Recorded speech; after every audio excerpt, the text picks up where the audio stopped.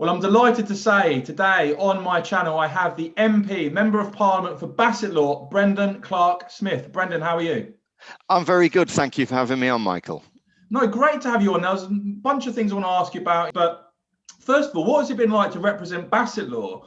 Of course, I believe the seat was at Labour since 1929, and you received 55% of the vote. So what has that been like so far?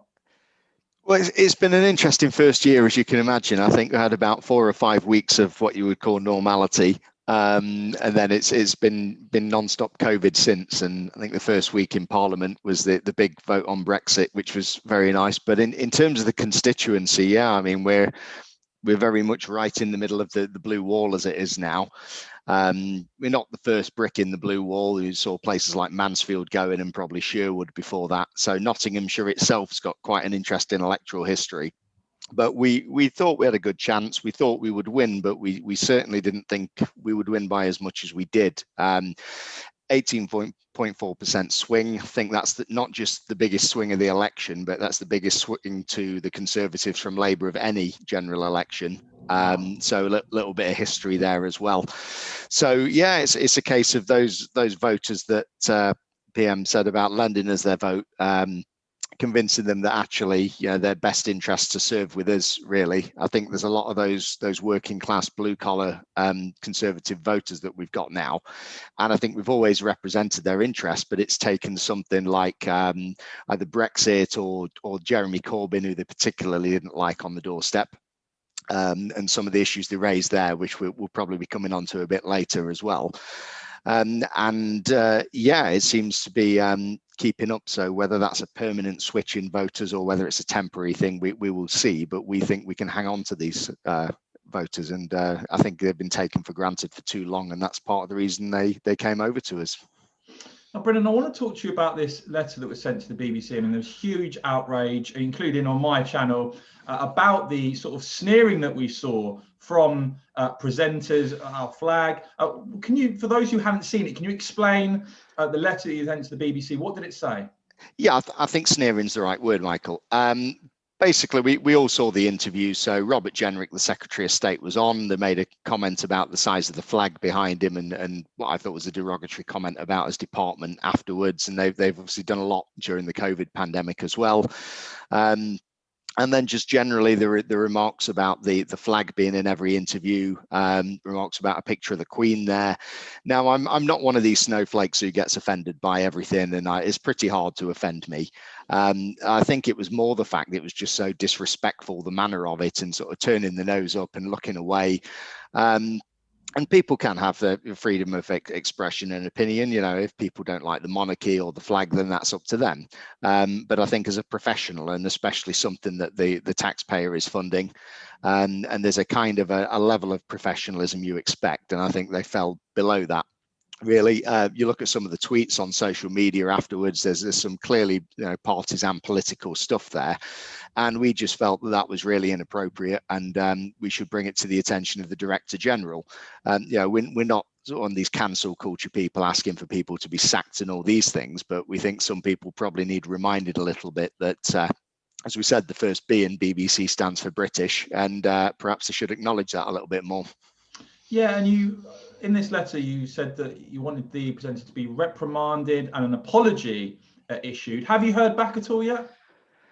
Well, to his credit, the Director General got back the same day to me.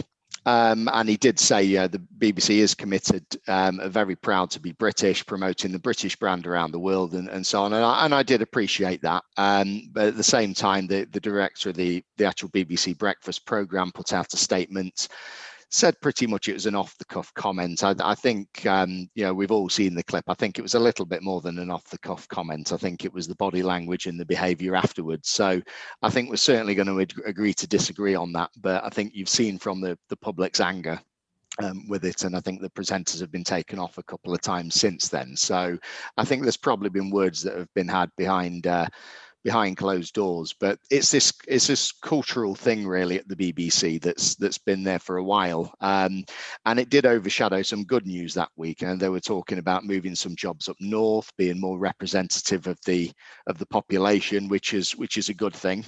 And I know the Director General wants to try and do that, but he's got a real cultural change there, and it's years and years of so the culture at the BBC that's not going to change overnight. I think you did on your last show, Michael. You were talking about the YouGov polls and about people generally seeing the flag as a positive thing. I think over 60-odd% seeing the Union flag as a positive, and only 20 seeing it as a negative. You know, you're looking from Twitter or what you've seen on the BBC, you'd think it was 90% against there. So I think there's the idea that it's a reflection of I'd say the bias or the institutional bias that's there that needs tackling, really. So as much as the Director General, I think his heart's in the right place and he wants to do the right thing, I think he's really got an uphill struggle to actually do that. I mean, yeah, speaking of YouGov polls, there's also been research out there that people can go and find that I've highlighted on my channel before about when you ask the British public now, are you in favour of the BBC being funded through the licence fee or not? Actually, a majority of Brits now prefer an advertising or subscription model. And similarly, a clear majority now do not think the BBC licence fee is value for money. Those both YouGov polls. And certainly on this channel, Brendan, the vast majority of people simply say they do not watch the BBC anymore, they do not use the services, and they don't think they should pay for it via the licence fee. What's your view on that? Are you in favour of scrapping the licence fee, or do you want to see the BBC reformed somehow? Well, I'd like the licence fee scrapped. I think you could keep the BBC, but then, as you said, there's things like Netflix and subscription services. I know they've said that they need to raise more money than that, but then I've also raised the prospect of advertising. Now, they advertise on the World Service. If you live abroad, you look at the websites, they do advertising already with that. So I don't see why they can't maximise that.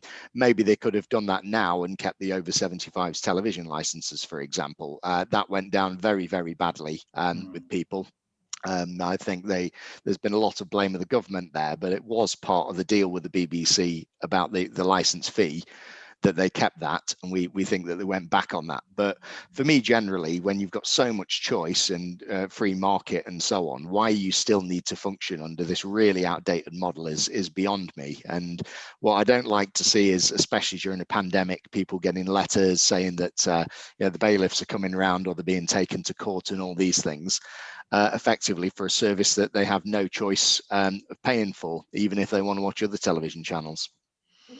Now, just moving on, obviously the EU in the headlines today in the UK, and obviously we've seen the comparison in terms of what the British government have done in terms of vaccine procurement and the EU. But Brendan, we've seen some, I know you're a Brexiteer like me, but we've seen some really outrageous things from the EU now, aren't we? We've heard threats of blocking the export of vaccines. We've heard the threats that potentially we could see tariffs being put on UK goods. What are you making of this behaviour from the EU? And also, what do you think your constituents are making of it? Well, the mask slipped, hasn't it? And all this talk of us being vaccine nationalists and so on, whereas what we've actually done is we've opened up a lot of vaccines to the world. They've been speaking about the AstraZeneca vaccine and as though there's something wrong with it, but at the same time, they're desperate for it not to leave their borders. Really, I think they've been shown up. They're very embarrassed at their poor response. If you look at the number of people we've vaccinated, half the UK adult population has had a jab now. We're way ahead of everybody else, and I think they're just desperate to show that Brexit is going to be already is a huge success story. They're worried that others are going to follow that path, and I think they're panicking a bit. And I mean, really, I think what you've seen this week is quite a hostile action, really. And I think Dan Hannon's written a piece recently, particularly calling that out as well. And I think if they're going to carry on behaving like this, Northern Ireland, you look at the way they're applying the rules there. There was a lot of talk about the Northern Ireland Protocol and how important it was, and then they ditched that after about 5 minutes.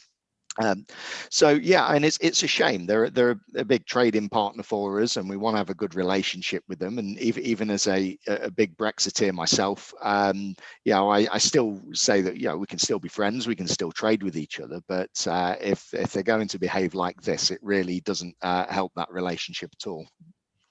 And finally, Ben, I want to ask you about these disgraceful scenes that we saw last night in Bristol. Far left anarchy, really, violence. We now hear that a total of 20 police officers were assaulted or injured. 2 of them were taken to hospital after suffering broken bones. 1 of them also suffered a punctured lung. Brendan, what do you make of all this?